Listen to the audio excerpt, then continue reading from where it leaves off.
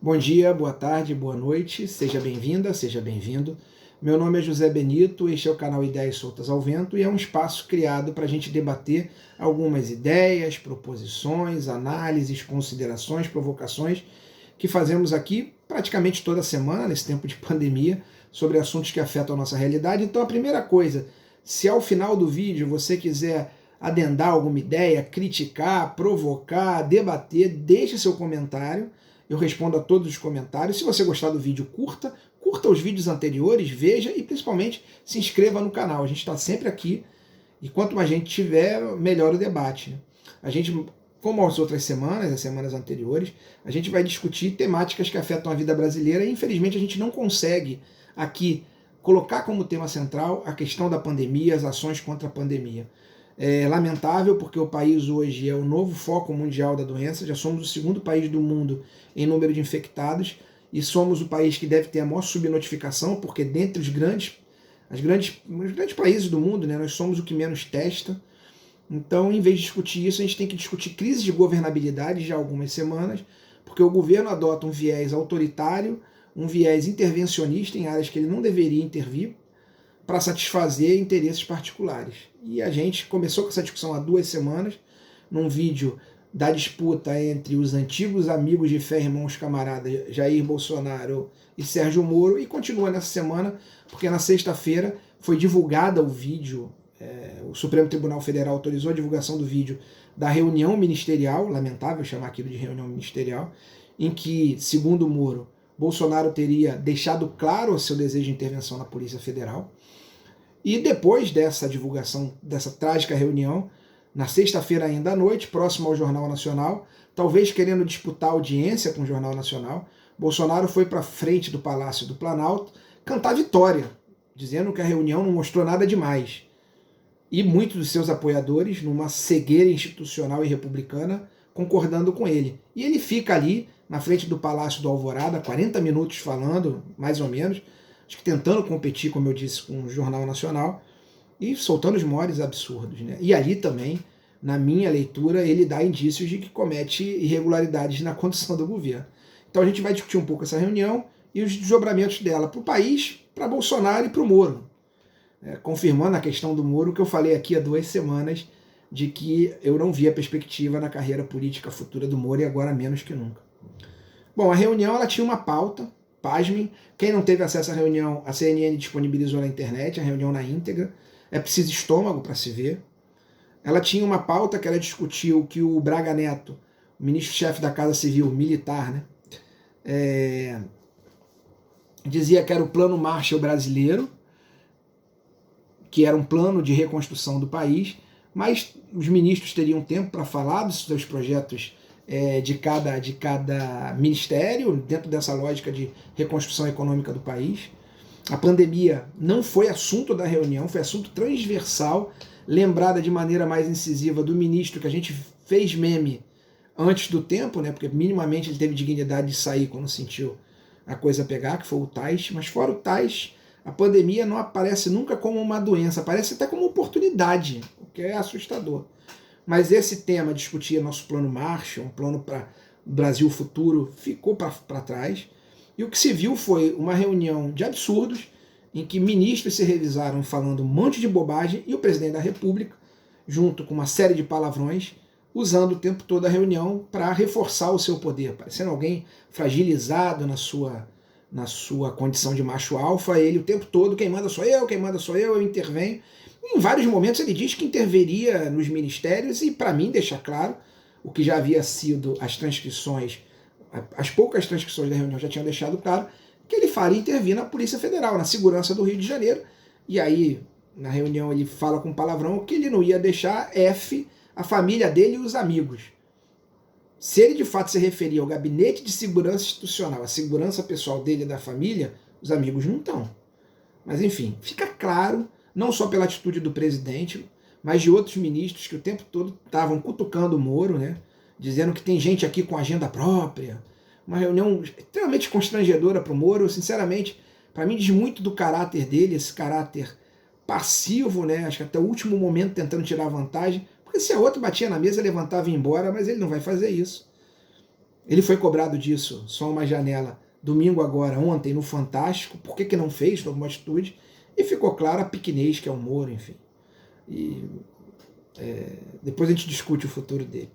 Mas dos absurdos ditos da reunião, eu notei aqui, né? Eu vou começar primeiro pelos ministros, para chegar depois ao presidente da República, que foi a estrela da companhia em matéria de absurdo. Bom, eu acho que o maior de todos, o maior absurdo que mais choca, foi o do ministro Ricardo Salles, do Meio Ambiente, dizendo que a gente deveria aproveitar, eles, a gente não, eles, o momento de tranquilidade da imprensa, porque estava todo mundo olhando a pandemia, então tem tranquilidade para o governo. Eu fico imaginando o governo está tranquilo com mais de 22 mil mortes hoje. Aproveitar a tranquilidade para passar o bonde, para passar legislações ou regulações infralegais que facilitassem, por exemplo, o desmatamento brasileiro, né? Ações de desmatamento brasileiro. Ele fala isso com a maior cara deslavada, absurdo, acho que é de uma insensibilidade. Numa república séria era no mínimo demissão, né? Ou no mínimo demissão. Outro absurdo que se equivale a esse, eu acho aí já criminoso, porque existe uma ameaça à democracia. O ministro Weintraub, né, um campeão desse governo em matéria de sandices, dizendo que queria ver presos esses bandidos do Supremo Tribunal Federal. Ou seja, na linha autoritária do governo, que ele mesmo diz o tempo todo que segue, na linha autoritária do governo, de que o governo, ele é o todo-poderoso, deve fazer o que ele quer, enfim. O ministro Guedes, não surpreendente, o ministro que o presidente tem mais cuidado, afinal ele é o homem do mercado, e o mercado é o nosso patrão, falou um monte de bobagens também, chamou servidores públicos de inimigos, tem que botar uma bomba no bolso dos servidores públicos, falou mal dos pequenos empresários brasileiros que empregam 70% da mão de obra do Brasil. De cada 10 empregos, 7 são pequenos empresários. Ele disse que os pequenininhos, dar dinheiro para eles é o governo ter prejuízo, tem que ajudar os grandes. Então a gente pelo menos tem clara a reunião, para isso ela serviu, deixar clara a cara desse governo. Se tem gente vibrando com essa cara, é muito triste. Eu fiquei assustado. O ministro Araújo, né, de Relações Exteriores, por sorte dele, falou muito mal da China e tudo foi cortado, então ele não entrou no nosso concurso de bizarrice. A citação... o Guedes teve outras, é uma figura que eu não vou aqui falar, tudo ele leu 8 livros, li 8 livros de todas as crises, talvez porque é o número do infinito, enfim. A Damares, coitada, falou lá de direitos humanos e foi sacaneada pelo Guedes algumas vezes. E todos esses ataques absurdos, alguns criminosos, do presidente, primeiro deixando clara a intervenção na Polícia Federal. Ele falando que vou intervir onde eu tiver que intervir e não vou deixar me ferrar, como eu disse, meus amigos e minha família. Ferrar eu tô sendo doce, porque foi pior. Disse que precisa que os serviços de informação passem tudo para ele. A gente sabe que há questões de Estado que não são do presidente, não dizem respeito a ele, principalmente investigações que envolvam sua família. Disse que tinha um serviço de informação particular, e uma coisa que passou batido por muita gente, nessa coisa dele de que ele vai para onde ele quiser, o direito de ir e vir, nessa interpretação canhesta de liberalismo que ele tem, ele defendeu armar a população para que a população pudesse se revoltar contra ordens do executivo estadual e municipal. Por exemplo, se um governador ou se um prefeito estabelece limites à circulação de gente por conta da pandemia, que está aí, que é uma realidade, apesar do presidente não concordar, não aceitar, sabe-se lá por quê, que as pessoas estejam armadas para reagir a isso. Ou seja, pregando praticamente uma guerra civil pelo direito de se infectar, que é uma coisa surreal, inimaginável, a gente já virou chacota no mundo. Mas para mim, é algo grave, isso é um crime, como é crime o que Weintraub fez, como sim se confirma a denúncia do Moro de que ele quis intervir na Polícia Federal. É claro que ninguém vai dizer, eu quero intervir na Polícia Federal para que meus filhos não sejam investigados. Se as pessoas estão esperando essa frase, é um absurdo, é de uma inocência política, as coisas têm que ser interpretadas.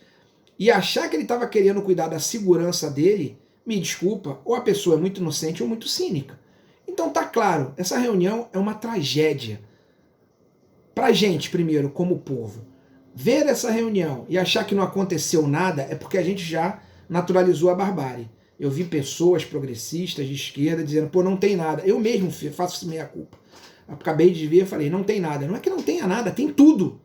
Mas a gente já naturalizou a barbárie, porque qualquer coisa pode ser dita General de pijama pode dizer que vai invadir o Supremo e vai fazer... Então a gente naturalizou, a gente não pode, a gente precisa recobrar nossa capacidade de indignação e de ação republicana. Então pra gente é muito ruim. Para os minions, né, chamemos assim, que defenderam aquilo, estão defendendo mais do mesmo. É lamentável, as pessoas não têm noção de que elas defendem um autoritarismo não republicano. Para Bolsonaro, a coisa não é tão simples. Se ele cantou vitória na sexta noite, nesse seu depoimento que teve outra coisa perigosa, ele assumiu que recebeu informações privilegiadas da Polícia Militar e da Polícia Civil do Rio de Janeiro, de investigações que sua família sofreria. Isso é absurdo e passou batido também. Mas se de fato ele cantou vitória no primeiro momento, eu acho que hoje ele já está meio ressabiado. Há indícios ali, sim, para que a Procuradoria-Geral da República peça abertura de investigações. Aí temos que ver como o Aras vai agir. O Supremo pode pedir ao Congresso a abertura de investigar, o direito de investigar o presidente, e o Congresso autorizando não é impeachment, ele está afastado por 180 dias. No caos político que a gente vive, onde antigos fiadores desse governo já não o fiam mais, o Moro é um deles, mas fiadores mais sérios, o Grande Capital, por exemplo, ninguém aguenta mais, é um caminho que tem base, na minha concepção, legal e tem base política. Então, eu não sei o que ele está comemorando, a saber os próximos capítulos. Acho, e aí agora vai meus achismos, minhas avaliações, que o presidente da República sai fortalecido apenas com a sua base de apoio, com aqueles que dividem a barbárie com ele. Republicanamente, ele sai muito fragilizado, pode ser a qualquer momento sofrer esse processo pode caminhar de afastamento, acho que é um risco real, acho que é para onde a gente vai caminhar, ouso dizer. E no que se refere a Moro, apesar dele confirmar as denúncias, toda a postura dele frente a esse governo, eu confesso que a coisa que eu não entendi foi ontem no Jornal Nacional, a postura da repórter Juliana Brita, mostrando todas a fragilidade, as incoerências, tudo aquilo que a gente já conhecia do Moro, né, uma pessoa de um caráter meio fluido, né, carreirista, deixou claro a fragilidade, a covardia, a falta de espírito público. E aquilo que eu tinha dito num vídeo há 2 semanas, e muita gente me bateu, falou, você tá maluco, você tá otimista, ele vai ser candidato a presidente da República. Há 2 semanas eu falei que a carreira política do Moro ia se esfarelar, tendia a se esfarelar, porque se manter 2 anos no holofote, pois ele não se manteve 2 semanas. Eu acho que a gente, nesse caos todo, se livra, graças a Deus, desse falso herói, que é o Moro, tenha sucesso na sua carreira de advogado, passe na OAB de Curitiba, e a gente corre um sério bom risco de se livrar dessa ingovernabilidade se as instituições republicanas começarem a funcionar e a gente investigar a sério os absurdos, não só os ditos pelo presidente, dessa reunião. Porque é lamentável. Volto a dizer, se é um país sério, o presidente teria dificuldade de continuar com a divulgação desse vídeo e pelo menos 4 ministros ou teriam problemas com a justiça ou estariam demitidos pela manutenção do mínimo de decência republicana. Vamos ver o que vem aí nas próximas semanas. Tomara que a minha visão não seja um otimismo bobo. Forte abraço, até mais.